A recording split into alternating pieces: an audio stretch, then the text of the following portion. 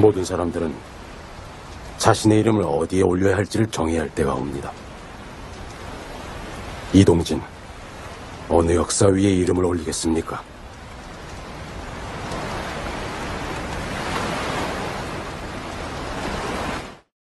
이 유명한 장면 다들 아시나요? 밀정 영화에서 이병헌이 연기한 인물이 약산 김원봉입니다. 김원봉은 1920년에서 1930년 전국에서 가장 이름을 떨친 항일투사였습니다. 일제 식민지시기 항일비밀 결사조직의 의열단 단장이었던 김원봉에게 걸려있던 현상금이 그 당시 독립운동가들 중 가장 높았던 것을 보아 김원봉이 얼마나 강렬하게 운동했는지를 알 수 있습니다. 하지만 해방 후 친일 경찰에게 위협을 받아 북으로 올라가게 된 후 남 역사에서는 사라지게 되었습니다. 최근 암살과 밀정에서 특별 출연으로 새롭게 부각되고 있죠. 오늘 함께할 주제는 숨겨진 독립운동가 김원봉입니다. 김원봉은 1919년 3.1 민중항쟁에서 민족대표 33인이 독립선언식을 치른 후 경찰에 자진출두하는 모습에 크게 실망하였습니다. 또한 만세운동을 하는 민중들을 총칼로 탄압하는 일제에 대응하는 비폭력 투쟁의 한계를 느끼게 되었습니다. 김원봉은 비폭력 투쟁이 아닌 무장 투쟁으로 민중들을 모아 나라를 독립시키겠다는 결심을 하게 됩니다. 김원봉은 항일 투쟁을 소수의 사람이 아닌 광범위한 대중이 모여 투쟁할 때 강력한 힘을 낼 수 있다고 생각했습니다. 그래서 무장 투쟁을 하면서도 의열단 선언 등을 발표하여 민중들의 의식을 일깨우고 조선혁명 강부학교를 만들어 민중들을 조직할 수 있는 독립운동가들을 양성했습니다.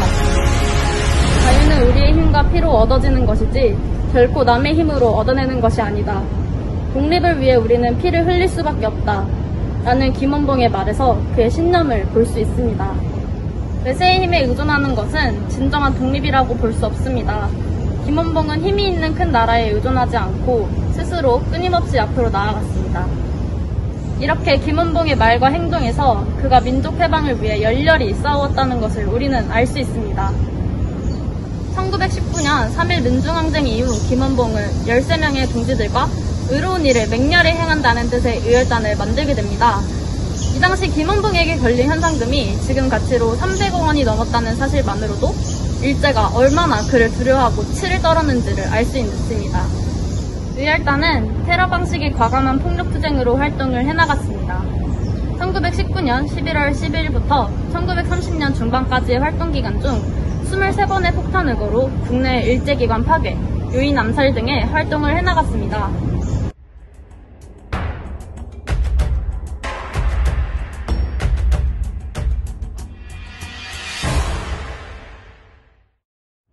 그러나 이러한 개별적이고 불규칙적인 의열투쟁으로 성과는 작지만 의열단원들의 희생이 커지자 김원봉은 테러의 방식으로는 민중을 모을 수 없다고 생각하게 됩니다.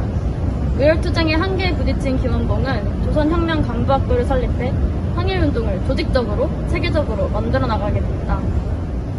이후 중일전쟁이 발발하자 김원봉은 의열단 단원들을 중심으로 하는 한인 최초의 군사조직 조선의용대를 만들게 됩니다. 조선의용대는 일본 군대에 맞서 싸워 전투를 벌이고 일본 군대에 대한 선전 동작을 벌이는 등의 다양한 활동을 전개했습니다. 1942년 조선의용대의 광복군 합류가 결정되면서 김원봉은 광복군 구사령관에 취임하게 됩니다.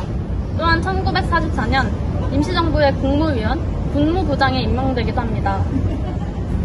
1945년 해방된 지 4개월이 지난 12월 2일 귀국해 서울에 도착한 김원봉은 임시정부 국무부장 자격으로 귀국 인사를 하였습니다. 귀국 이후에도 김원봉은 나라의 안정을 위해 계속 노력하였습니다. 1947년 믿을 수 없는 일이 김원봉에게 일어났습니다. 바로 식민지 시절 일본의 앞잡이로 수많은 민중을 학살한 총독부 악질 경찰 출신 노덕술에 의해 검거된 것입니다. 일제가 떠난 우리 땅에 미제가 들어오면서 고위급 친일파들을 그대로 자리에 앉히면서 일어나게 되는 일입니다. 친일파 노덕술에 잡혀가 고문을 당한 김원봉은 후에 같은 의열단 단원에게 3일을 통곡하며 한탄을 했다는 이야기가 있습니다. 결국 김원봉은 여기서는 외놈 등살에 언제 죽을지 모르겠다라는 말을 남기고 1948년 연석회의에 북으로 올라가게 됩니다. 김원봉의 투쟁의 삶에서 그가 민중을 중심으로 생각하며 행한 여러 항일 투쟁들은 빛이 바래지 않습니다. 하지만 현재 우리나라에서는 김원봉이 월북을 해 북에 고위급 관직을 했다는 이유로 그에게 서운을 주는 것을 반대하고 있습니다. 반면에 노독술은 어떤가요? 많은 독립투사들을 잡아다 고문하고 우리나라를 일제 식민지로 가져다 바친 노독술은 오히려 이승만 정권 아래에서 무죄로 무공 훈장까지 받았다고 합니다.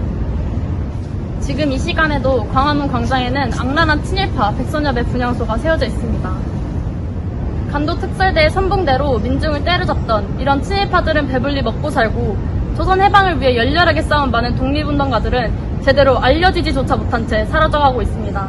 독립운동가의 후손들은 지금도 빨갱이의 후손이라는 소리를 들으며 힘겹게 살아가고 있습니다. 1945년 미제로 인해 반쪽짜리 해방으로 일어난 비운은 지금까지도 여기저기에서 우리에게 외치고 있습니다.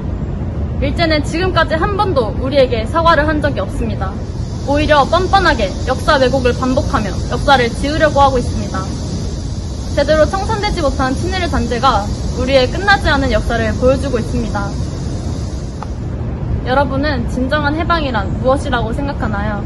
과연 2020년에 살고 있는 현재 우리는 진정한 해방을 누리며 살고 있는 걸까요? 현재 우리는 어떤 사회에서 살고 있는지 생각해보는 시간이 되었으면 좋겠습니다.